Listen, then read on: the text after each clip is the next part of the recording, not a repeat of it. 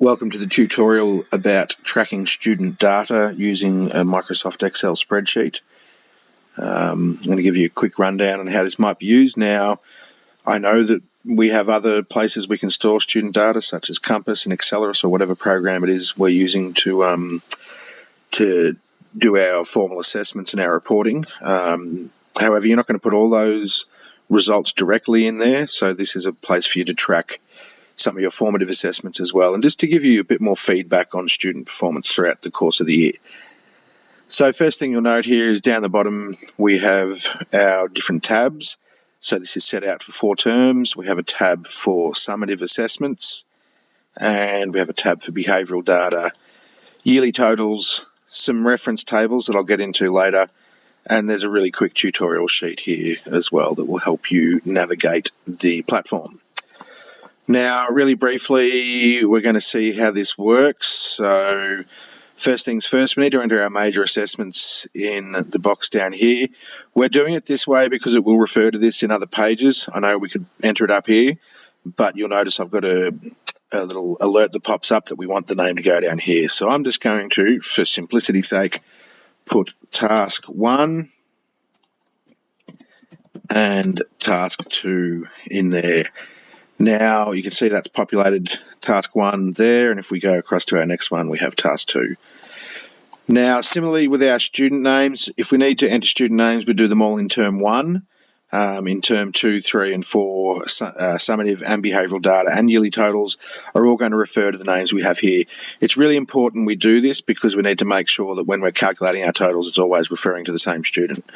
So let's just enter some names. We have Tom, Jane, Mary, and let's have a Sarah. So these are the 4 students we have in our class.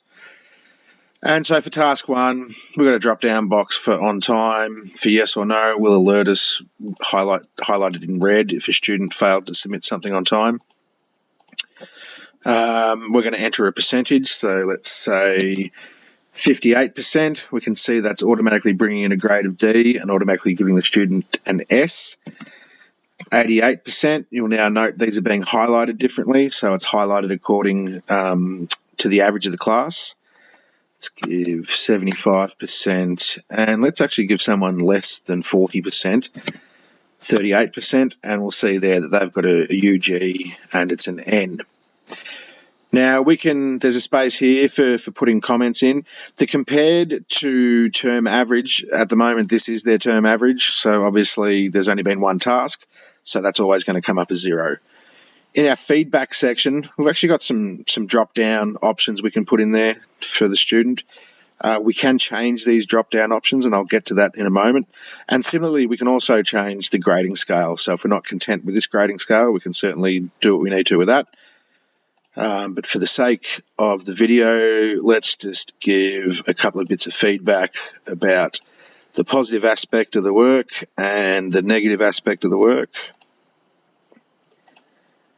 Really quickly, 2 more. Okay.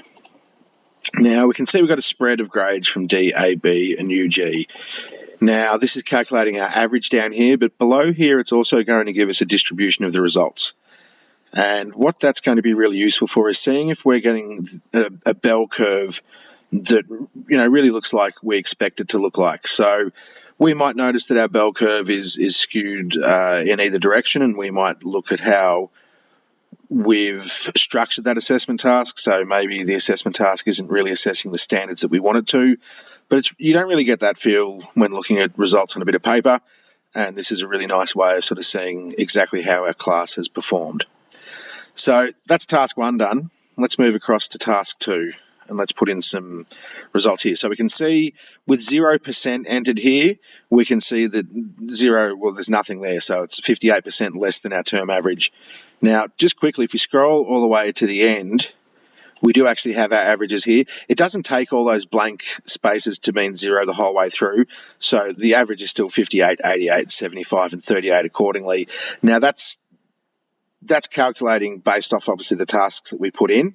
And we will note that when I go into task 2 here, and I say that we now got 89% we got 45%, 33%, and 99%. We can see that it's representing this in terms of how close it was to their previous score. So we can see here that Tom did 16% better compared to his class average. So he's excelled in that task, whereas Jane and Mary both got below the average.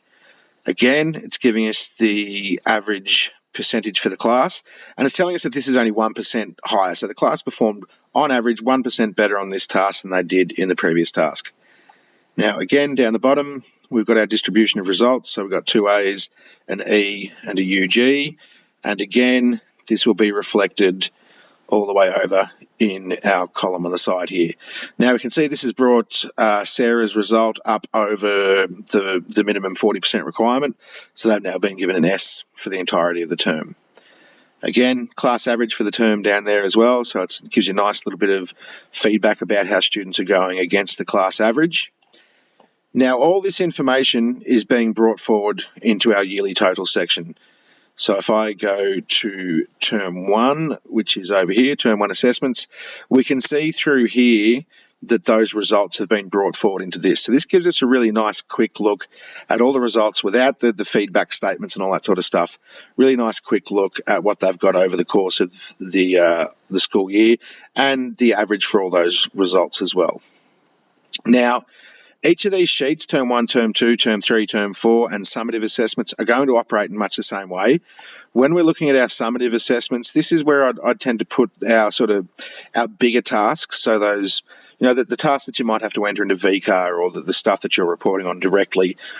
I've decided just to have a separate sheet for those so that it's easy to find them and they stand out easily and all that sort of stuff. So again, we can see in here, all these student names are in there already. We don't have to worry about that. All we have to do is enter our task names into this section throughout here. Now, I've locked off a lot of these cells so you can't actually edit them. So for example, if we go in here, it's going to say that cell is locked, because we want that to automatically calculate. I don't want someone to accidentally put a result in the wrong column, and that's therefore going to get rid of the formula that we've put in. Similarly with the grade, we can't do that manually. Our S and Ns, we can, so that we can put in an NA if need be. And obviously once we've changed that, it does get rid of that formula. So I drag that formula back down and it's going to give that person an S. Behavioural data, it's just a place for you to write down a date, an incident, and the outcome. So just some simple stuff you can use in class to sort of track that behavioural stuff over the course of the year as well. Now, if you do decide that you wanted to change some aspects of some of this stuff that's automated, so the grades and the feedback comments and all that sort of business, we have a separate sheet at the end that's called our reference tables. So when I go to our reference tables, we can see here that I've put in these specific grades for these specific results. So between 1% and 39%, it's going to be a UG, so on and so forth. If a student gets 80% and above, they get an A. Now, if I change these numbers here, that's going to be reflected in the entire worksheet. So if I changed the E grade up to a 50%, then I put in 49%, that student's going to get a UG. And that will automatically happen across the entire spreadsheet. So I would suggest if you're going to make these changes, you'd make them early on. And similarly with the on time, yes or no, again, that's a drop-down box. You can change that. The S or N, you can also change that as well. The positive feedback, I've left 2 separate ones here. You can fill those in yourself, or alternatively, you can change all of these to suit the needs of your subject. But when we change that, it's going to be reflected in the other sheet. So if I put improvement feedback and just write more effort, when I go back into term 1 and I go to my improvement feedback over here, my drop-down box now has something at the top that says more effort.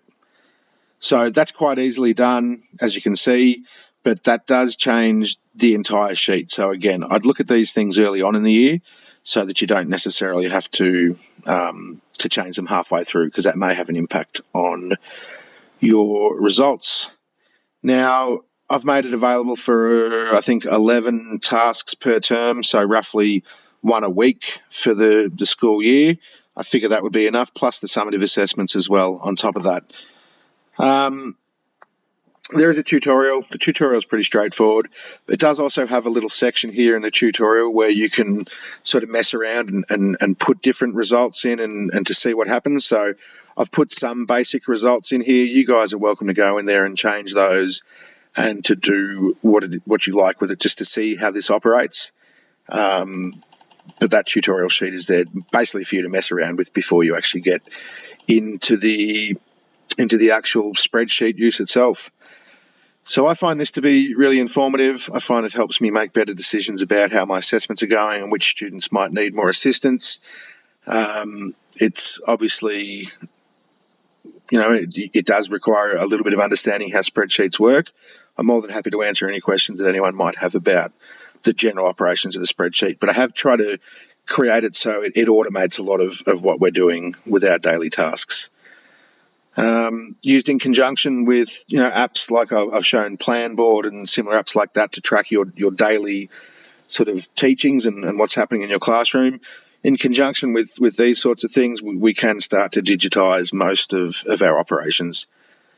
I would highly recommend that when you use this, that you put this in an online storage. That way you can access it from any device, but it also means you're not going to lose it. If your computer dies, your hard drive dies, whatever the case might be, that you can go and access that directly. So I've got this sort of stored in my OneDrive for Brunswick Secondary College, and that's where it's going to live, and I can always access that via my phone, via my iPad, or via any computer I have that's connected to the network. Any questions, please either leave a comment below, come and see me at my desk if you're at Brunswick Secondary College, or email me. I'm happy to take on any questions. One thing I would like to do in the future, and it's going to require some coding, is to have an extra sheet at the end where I can type in a student's name, and that will bring forward all their results over the course of the year. That's on my wish list. That's something I'll be looking at down the track. So I do expect that this application will grow over time. But for the time being, I feel like it's a nice, easy way of getting a little bit more information out of the results that we're tracking for our students. Thank you very much.